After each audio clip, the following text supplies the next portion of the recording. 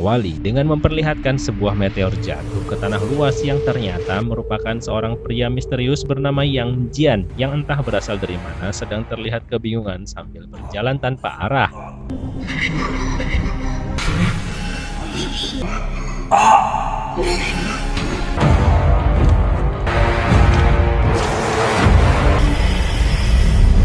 Hingga akhirnya sampai ke sebuah perkebunan teh dan diselamatkan oleh seorang wanita bernama Yizi.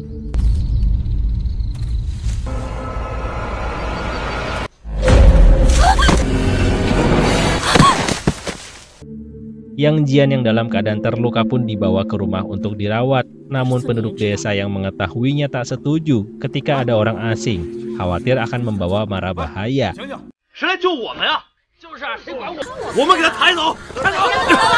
Hingga akhirnya, kepala desa yang bijak memutuskan bahwa dalam 3 hari, bagaimanapun keadaannya, Yang Jian harus dikeluarkan dari desa. Setelah kondisi tenang, rupanya Yang Jian mendengar pembicaraan sambil berterima kasih karena telah diselamatkan. Namun saat ditanya identitasnya, Yang Jian sama sekali tak mengingat apapun. So, untuk balas budi, Yang Jian berjanji akan pergi sebelum batas waktu yang ditentukan kepala desa agar Yizi dan adiknya tak kena masalah. Singkat cerita, hari ketiga pun telah tiba. Pagi itu tanpa sadar, Yang Jian mengeluarkan sedikit kekuatannya saat menangkap batu-batu yang dilempar oleh anak-anak iseng di desa. Sesuai janjinya, Yang Jian pun pamit pada Yizi lalu diantar ke jalan keluar oleh adiknya Yizi. Namun saat ingin pergi, hal tak terduga terjadi. Desa terlihat berasap terbakar karena ulah suku barbar yang menjarah penduduk desa untuk diperdagangkan alias dijadikan budak.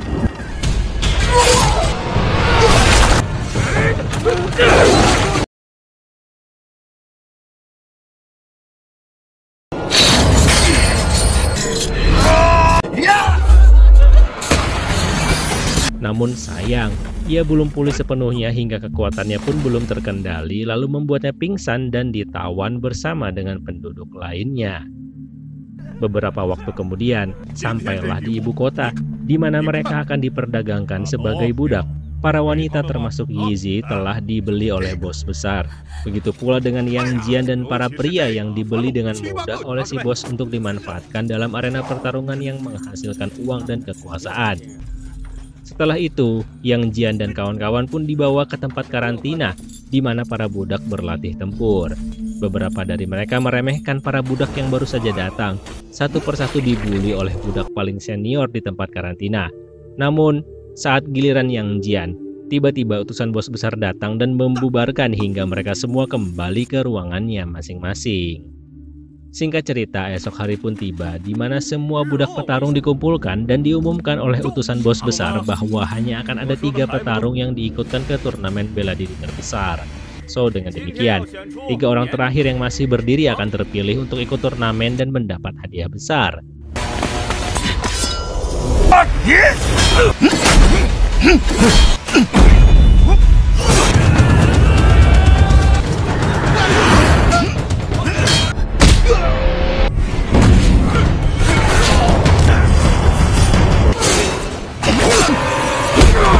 Di tengah pertarungan, adik Yizi mulai terpojok dan saat hampir dibunuh, akhirnya Yang Jian mampu mengerahkan kekuatannya walaupun masih saja belum maksimal.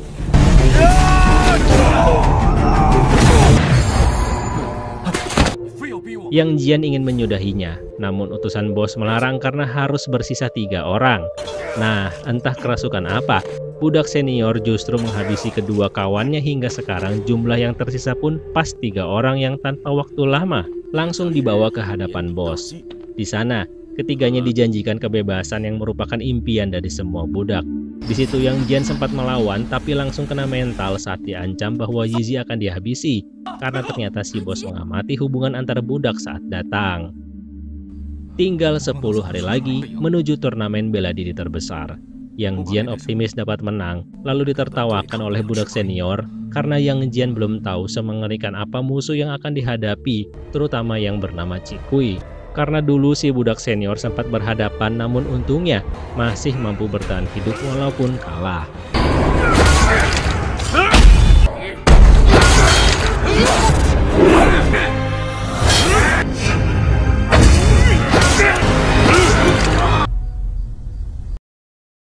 So dengan demikian, hari-hari mereka habiskan untuk berlatih.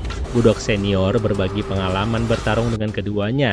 Yang Jian punya kekuatan yang hebat dan besar, namun pengalamannya masih kurang. Sedangkan adiknya Yizi terlalu emosional hingga gerakannya dapat membahayakan diri sendiri. Hingga suatu ketika, Yang Jian diminta untuk mengeluarkan kekuatan saktinya. Sayang, ia tak bisa mengeluarkannya dengan sengaja karena belum sepenuhnya memorinya kembali. Akhirnya, budak senior dan adik Yizi bekerja sama untuk memancing emosi Yang Jian.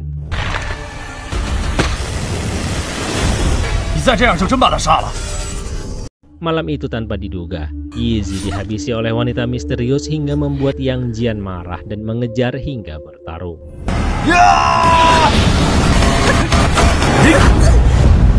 Tapi justru disitulah Yang Jian akhirnya sadar siapa identitas dirinya yang sesungguhnya, karena ternyata wanita tersebut adalah satu klan naga langit yang sama oleh Yang Jian, sedangkan dirinya adalah pendekar terkuat dari klan naga langit yang mewarisi napas naga api. Singkat cerita, 10 hari telah berlalu dan tibalah turnamen terbesar di ibu kota di mana mereka akan menghadapi petarung terkuat yang mengerikan alias Cikui sang keabadian. Awalnya, Yang Jian mengamati terlebih dahulu sementara dua lainnya mulai bertarung mati-matian.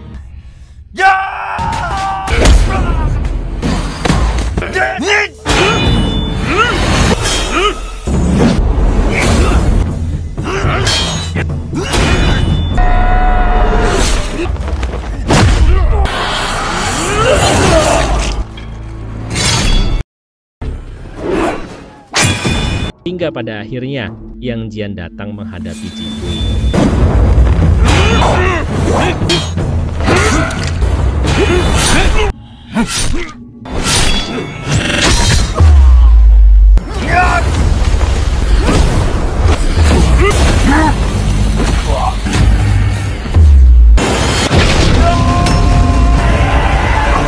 Liciknya, setelah menang, para bos justru memerintahkan untuk menghabisi sang pemenang alias Yang Jian. Untungnya, teman satu klan langitnya sudah standby di atas sambil menghabisi seluruh pasukan beserta para bos yang licik. Dan setelah semua usai, mereka pun memberi penghormatan dengan menguburkan Yizi. Lalu Yang Jian dan teman klan langitnya kembali berpetualang. Namun tiba-tiba saat itu film pun berakhir. So, gimana nih menurut kalian? Terima kasih sudah menonton dan semoga bisa dinikmati ya. Dadah!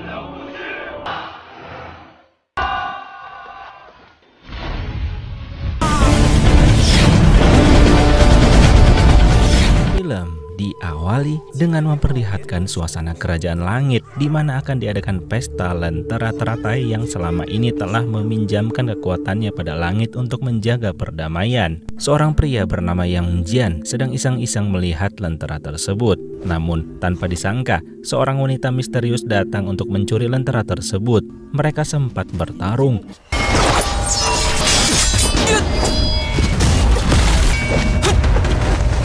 Dan akibat pertarungan tersebut, penyangga lentera teratai jadi rusak dan teratai pun jatuh ke bumi. Ditambah lagi, akibat keributan tersebut, para pasukan langit pun datang. Si wanita misterius berhasil kabur dan apesnya tersisa Yang Jian yang mau tidak mau tertuduh dan dibawa ke hadapan raja yang tak lain adalah pamannya sendiri. Di situ juga rupanya para pejabat langit membongkar bahwa Yang Jian sebenarnya bukan darah murni seorang dewa. Di saat Raja Langit ingin mengklarifikasi apakah benar Yang Jian mencurinya, dirinya keburu kesal dengan kenyataan yang baru ia ketahui sekarang dan langsung kabur ke dunia manusia tanpa menjelaskan apapun. Yang artinya Yang Jian telah dicap sebagai pencuri lentera teratai. Singkat cerita, Yang Jian pun diselamatkan oleh seorang wanita yang sedang mandi di sungai. Ia dirawat hingga sadar di rumah wanita tersebut yang tinggal bersama seorang kakak. Sayangnya, sebagai konsekuensi kabur ke dunia manusia, Yang Jian kehilangan ingatannya. Ia sekarang tak ingat siapa dirinya. Karena iba, kakak beradik tersebut mempersilahkan Yang Jian untuk tinggal bersama, sembari membantu rutinitas sehari-hari, hingga pada suatu ketika, Yang Jian diajak untuk berdagang kain ke ibu kota. Saat itu kota sangat ramai sekali karena sedang diadakan festival lentera, hingga ada pedagang yang berteriak menjual miniatur lentera. Nah, saat itu Yang Jian sebagian ingatannya kembali. Namun, yang ia ingat hanyalah tekadnya untuk mencari lentera teratai langit yang hilang, alias jatuh ke bumi. Saat melanjutkan perjalanan, tiba-tiba mereka dihadang oleh para begal yang melihat ada mangsa baru. Tapi siapa sangka, wanita yang tadinya berniat ingin melindungi Yang Jian ternyata terkejut melihat Yang Jian yang memiliki kekuatan sakti layaknya dewa. Satu persatu begal dibuat mental hingga akhirnya lari ketakutan. Tapi di situ Yang Jian tetap merasa dirinya biasa saja karena ingatannya pun belum pulih seutuhnya. Hingga keesokan harinya, sang kakak membantu Yang Jian untuk mencari lentera teratai yang pernah ia gambarkan sebelumnya. Saat sampai di sebuah kuil tua dan Yang Jian melihat lentera teratai yang ada di altar. Namun, sayangnya bukan itu yang ia cari. Lalu tiba-tiba, segerombolan orang masuk menyingkirkan sang kakak dan menyergap Yang Jian yang kali ini tak bisa berbuat apa-apa. Lalu ia pun dibawa ke tempat rahasia yang terhubung dengan istana Raja Iblis yang ingin menghancurkan kehidupan langit alias para dewa. Disitulah terungkap bahwa Raja Iblis membutuhkan lentera teratai langit dan juga salah satu penduduk langit untuk dijadikan tumbal kesaktiannya. Maka dari itulah Raja Iblis merasa senang karena takdir mendukungnya untuk mencapai tujuan. Tapi siapa sangka di saat kritis tersebut, sang wanita datang menyelamatkan Yang Jian dengan segenap kekuatannya lalu buru-buru kabur sebelum Raja Iblis bertindak lebih jauh. Dan singkat cerita, berbulan-bulan telah berlalu. Yang Jian akhirnya mengetahui bahwa wanita yang selama ini di sampingnya bernama Qin Qin. Mereka menjadi semakin akrab satu sama lain dan berkelana berdua karena khawatir merepotkan sang kakak yang tak memiliki kesaktian apapun. Hal itu karena Qin Qin menceritakan bahwa sang kakak sebenarnya bukanlah kakak kandungnya, melainkan orang yang telah menyelamatkannya sejak kecil saat bertualang seorang diri. Dalam perjalanannya, Yang Jian berkata bahwa ia harus menemukan lentera teratai langit agar mengetahui siapa dirinya sebenarnya dan juga orang tua kandungnya. Qin Qin pun senang dan mendukung rencana Yang Jian karena ia mengetahui lentera teratai adalah benda milik kerajaan langit alias para dewa. Sebagai langkah awal, mereka memutuskan pergi ke Gunung Cuping yang terkenal memiliki aura mistis yang kuat. Dan singkat cerita, saat malam tiba, mereka pun sampai di kawasan gunung tersebut.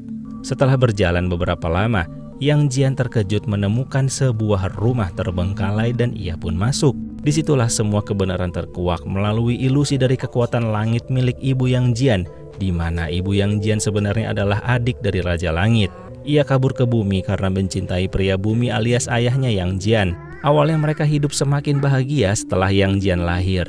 Tapi sayangnya, kala itu datang serangan dari Raja Iblis hingga dengan terpaksa sang ibu memanggil orang langit kepercayaannya untuk membawa dan merawat Yang Jian ke langit. Tak lama kemudian, Yang Jian keluar dan bertemu dengan ruh orang tuanya. Saat itu pula, lentera langit yang selama ini hilang jatuh ke bumi kembali datang dan diisi dengan seluruh kekuatan sang ibu, lalu diwariskan kepada Yang Jian yang kini jadi semakin kuat dan ingatannya pun telah kembali seutuhnya. Tanpa waktu lama, Yang Jian yang telah mengetahui musuh sebenarnya adalah Raja Iblis, ia kembali mendatangi markas iblis seorang diri lalu menantangnya.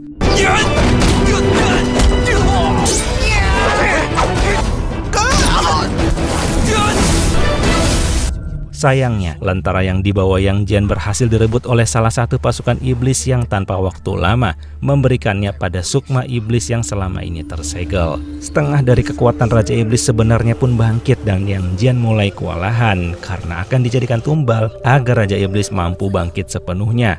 Untungnya Qin Qin datang tepat waktu dan membawa kabur Yang Jian secepatnya.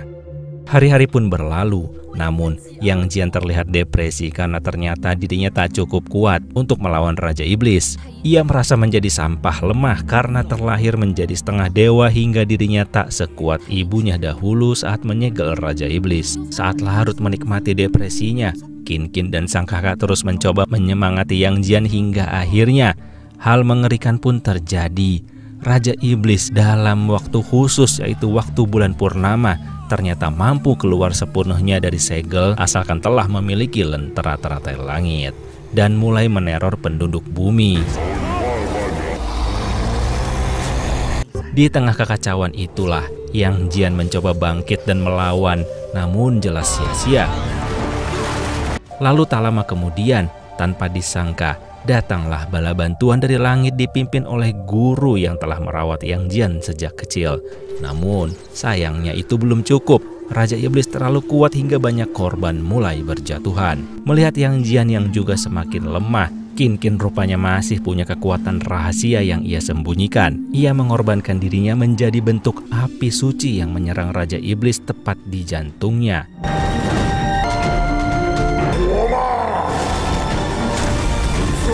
Ketika Qin terbakar habis setelah menyerang Raja Iblis, rupanya serpihan aura apinya mampu menyatu dengan Yang Jian hingga dirinya mendapat kekuatan penuh sebagai dewa langit. Dan dalam sekejap, Yang Jian mampu mengalahkan Raja Iblis hingga tuntas.